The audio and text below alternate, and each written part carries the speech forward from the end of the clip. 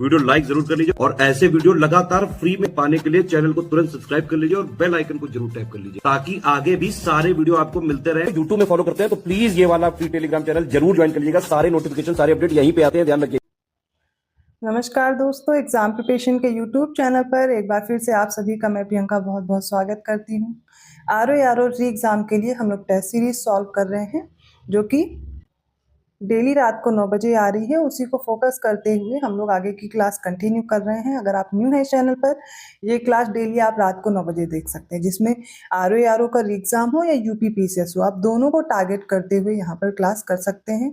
ये आपको जो टेस्ट सीरीज दी जा रही है, अलग अलग मॉक टेस्ट हैं और उनसे जो इंपॉर्टेंट क्वेश्चन हैं वो मैं लेकर के करवा रही हूँ। तो मतलब आप इसमें सीरियल देख रहे होंगे कि बिल्कुल एग्जैक्ट सीरियल नहीं चल रहा होगा। 100 to 150 क्वेश्चन में लेकर के चलती हूँ और उसमें भी जो आपके क्वेश्चन नहीं आ सकते हैं वो मैं उनको स्किप कर देती हूँ, लेकिन जो मोस्ट इंपॉर्टेंट क्वेश्चन है वो मैंने रखे हुए हैं। तो डेली इस सीरीज को फॉलो कीजिए। इसमें ज़्यादातर प्रश्न वो मिलेंगे जो लेटेस्ट ट्रेंड रहा है एग्जाम पैटर्न का, जैसे कि क्रोनोलॉजी वाले क्वेश्चन, स्टेटमेंट वाले क्वेश्चन और स्टेटमेंट देकर के पूछना कि इनमें से कौन कौन से कथन सही हैं। ठीक है, इस तरीके के ऑप्शन दे दिए जाते हैं। हिस्ट्री हो, ज्योग्राफी हो, पॉलिटी हो, यूपीजी के हो, सारे सब्जेक्ट आप यहाँ पर कवर करेंगे। तो ध्यान से इस क्लास को देखिए। इसके साथ साथ आप टेस्ट सीरीज ज्वाइन करना चाहते हैं या पेड क्विज लेना चाहते हैं, कंप्लीट क्रैश कोर्स पाना चाहते हैं, इसके लिए आप स्टडी फॉर सिविल सर्विसेज का कोर्स ज्वाइन कर सकते हैं। ये पेड ग्रुप के लिए आपको नंबर्स प्रोवाइड किए गए हैं। व्हाट्सएप मैसेज के थ्रू या कॉल करके आप जानकारी ले सकते हैं। कोशिश कीजिए अभी जो आप पढ़ रहे हैं उसको रिवाइज कीजिए, साथ में अच्छे से प्रैक्टिस कीजिए। और प्रैक्टिस के लिए आपको टेस्ट सीरीज अवेलेबल कराई जा रही है, जो कि आपको पता है जो अभी लेटेस्ट ट्रेंड रहा है यूपीपीएससी का और बदलता जा रहा है, तो उसके अकॉर्डिंग आप खुद को तैयार कीजिए। आप वही पैटर्न फॉलो कीजिए, ना कि आप अलग से ऐसा कंटेंट पढ़ रहे हो जो आपके एग्जाम के लिए इंपॉर्टेंट भी ना हो और आपका टाइम वेस्ट हो जाए। ठीक है, तो आपको अब इतना पता होगा, आप एग्जाम देते हुए इतना समझ गए होंगे कि आपको कैसा ट्रेंड और पैटर्न रहा है और कैसे आपको कंटेंट अपना चूज करना है। ठीक है, इसके अलावा मैं जानकारी देना चाहूँगी, अगर आप कोर्स लेना चाहते हैं स्टडी फॉर सिविल सर्विसेज का तो ऐप डाउनलोड कर लीजिए। ऐप से आपको कोर्स मिल जाएगा, जिससे आप आसानी से परचेज कर पाएंगे और ज्ञान सर कूपन कोड अप्लाई करेंगे तो डिस्काउंट भी मिल जाएगा। जरूरी नहीं है आप कोर्स ही परचेज कर रहे हैं तभी आप तैयारी कर सकते हैं। अगर आप सेल्फ स्टडी कर रहे हैं तो टेस्ट सीरीज ले लीजिए या फिर जो यूट्यूब पे स्टडी फॉर सिविल सर्विसेज का चैनल है उसे फॉलो करते रहिए, वहां पर आपको टेस्ट सीरीज प्रोवाइड की जा रही है। ठीक है, तो दोनों आपके पास ऑप्शंस अवेलेबल हैं, आप जैसे भी मेहनत कर सकते हैं उस तरह तैयार कीजिए। इस चैनल पर आपको जीएस के जो इंपॉर्टेंट कंटेंट है, जैसे कि टॉपिक वाइज है, वो दोपहर 1 बजे आता है और रात को 9 बजे प्रैक्टिस कराई जा रही है। ठीक है, तो ये प्रैक्टिस की क्लास में कंटिन्यू कर रही हूँ। आप डेली ऐसे ही क्वेश्चन देख सकते हैं जो मोस्ट इंपॉर्टेंट है और रेगुलर अगर आप इसको फॉलो कर रहे हैं ना, रिवाइज कर लेंगे डेफिनेटली, जैसे कि अभी पीसीएस के पेपर में भी क्वेश्चन थे और ऐसे आगे भी मिलेंगे आपको। ठीक, चलिए स्टार्ट करते हैं क्लास। फर्स्ट क्वेश्चन देखिए, निम्नलिखित में से कौन शिवालिक और जलोढ़ मैदानों के बीच की सीमा को चिन्हित करते हैं? Main central thrust line, main boundary thrust line, Himalayan frontal fault या फिर सांगपो सचरझू। देखिए इसका राइट का आंसर क्या होगा, ऑप्शन सी हो जाएगा। हिमालयन फ्रंटल फॉल्ट क्या करता है, ये जो शिवालिक है, सबसे पहले देखिए शिवालिक रेंज हो जाएगी और इसके बाद जो जलोढ़ मैदान है इनके बीच जो ये लाइन है इसको बोलते हैं हम क्या, हिमालयन फ्रंटल फॉल्ट बोलते हैं, याद रहेगा। मेन सेंट्रल थ्रस्ट क्या करते हैं, बड़े और छोटे हिमालय, मतलब कि ये जो ग्रेटर हिमालय और इसके बाद जो मिडिल हिमालय इनके बीच की भ्रंश रेखा है। और मुख्य सीमा जो बाहरी जो हिमालय और लघु हिमालय को अलग करता है, जिसको हम बोलते हैं मेन बाउंड्री थ्रस्ट लाइन। और हिमालयी ललाट भ्रंश जिसे बोलते हैं फ्रंटल फॉल्ट, ये हो जाएगा शिवालिक और जलोढ़ मृदा के बीच। ठीक है, याद रखेंगे। चलिए अगला प्रश्न देखते हैं। इसमें हमें मैच करना है किसको, लिस्ट 1 को लिस्ट 2 से। गोरान घाट, पाल घाट, भोर घाट और शेनकोट्टा ये गैप दिए गए हैं। सह्याद्री, अरावली, इलायची पहाड़ियाँ या नीलगिरी में से किस पर स्थित है, मैच करेंगे। सबसे पहले देखिए, अगर आपको पाल घाट याद हो तो पाल घाट कहाँ पर है, नीलगिरी रेंज पर स्थित है। ठीक है, भोर घाट कहाँ पर है, पश्चिमी घाट या सह्याद्री पर, पश्चिमी घाट को ही सह्याद्री बोलते हैं, पता होगा। शेनकोट्टा कहाँ पर है, तो शेनकोट्टा आपको याद रखना होगा। देखिए 2 से ही आपको आंसर मिल गया, इलायची पहाड़ियों पर हो जाएगा और गोरान घाट कहाँ पर हो जाएगा, अरावली। अब मैच करेंगे तो राइट आंसर यहाँ पर ऑप्शन सी करेक्ट होगा। थर्ड क्वेश्चन देखिए, निम्नलिखित में से कौन सा जोड़ा सही सुमेलित नहीं है। बुंडला फॉल्स उत्तराखंड में दिया गया है, हुंड्रू वाटरफॉल झारखंड में, तीरथगढ़ फॉल छत्तीसगढ़, गोकक जलप्रपात कर्नाटक में। इसमें से कोई एक इनकरेक्ट है, बाकी सारे करेक्ट है और वो हो जाएगा ऑप्शन ए। जो बुंडला फॉल है ये हिमाचल प्रदेश में, ना कि उत्तराखंड में, बाकी सारे करेक्ट रहेंगे। फोर्थ क्वेश्चन देखिए, लेटेराइट सॉइल के बारे में पूछा गया है। तो लेटेराइट मिट्टी के लिए निम्नलिखित में से कौन से कथन सही है, सारे स्टेटमेंट देखिए।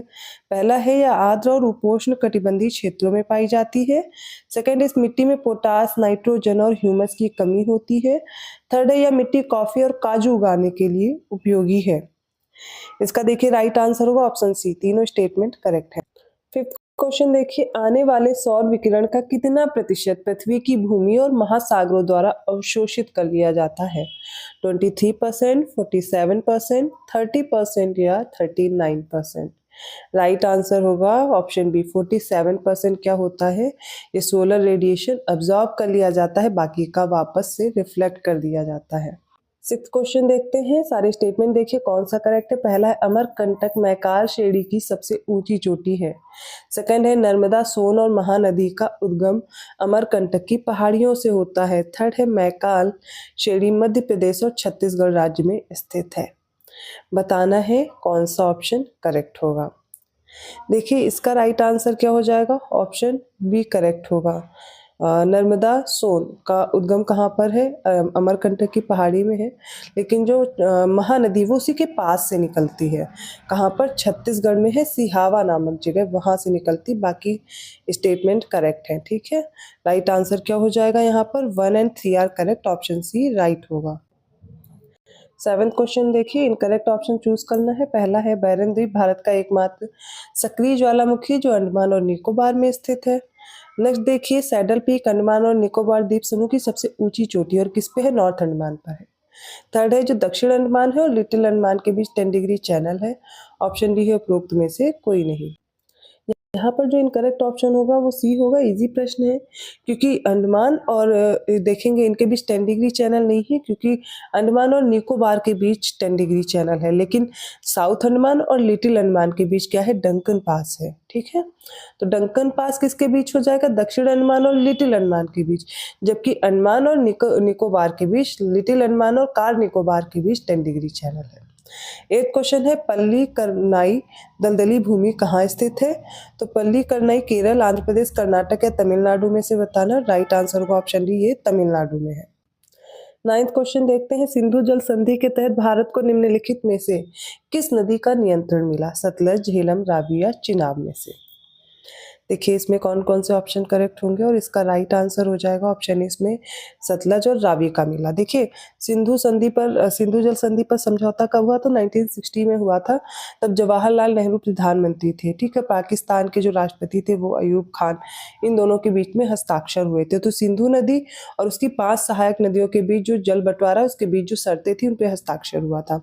तो भारत को रावी, व्यास और सतलज पर नियंत्रण मिल गया था, और जो पाकिस्तान है उसको सिंधु, चिनाब और झेलम नदी पर नियंत्रण मिला। फिर से देख लीजिए, रावी, व्यास, सतलज पर किसको मिला? वो मिला इंडिया को, ठीक है। और पाकिस्तान को किस पे मिला? सिंधु, चिनाब और झेलम नदी पर। 10th क्वेश्चन देखिए, निम्नलिखित में से कौन सी गंगा नदी की दाहिने किनारे से मिलने वाली सहायक नदियां हैं?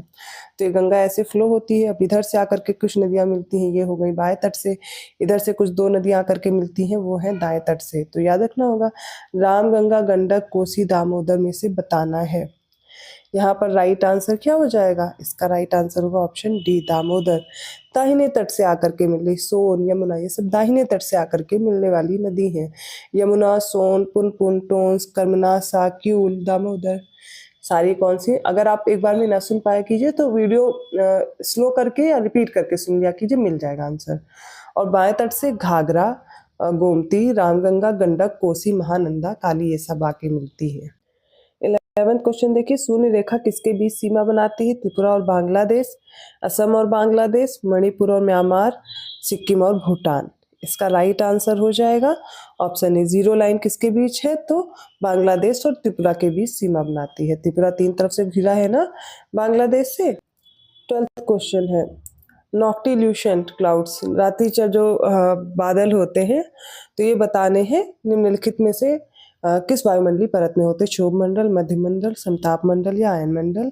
और इसका राइट आंसर होगा ऑप्शन बी, मध्यमंडल या मीजोस्फीयर में। तो रात्रिचर जो बादल होते हैं पृथ्वी की वायुमंडल की तीसरी परत जो होती है मीजोस्फीयर में होते हैं और पृथ्वी की सतह से लगभग 76 से 85 किलोमीटर ऊपर बनते हैं, जिससे वे पृथ्वी के सबसे ऊंचे बादल बन जाते हैं।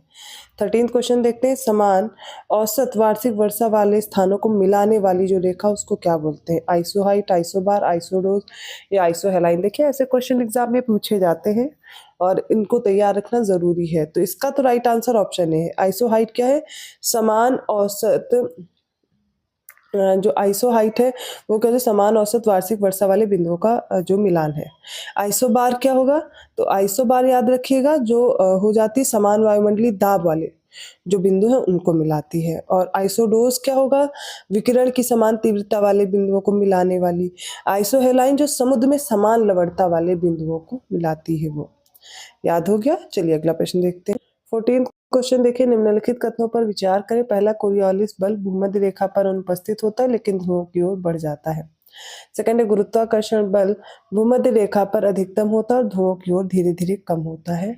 उपरोक्त में से कौन सा है? कौन से कथन सही है? इसका देखिए राइट आंसर क्या हो जाएगा? इसका होगा ऑप्शन सी, केवल पहला कथन सही है। क्यों?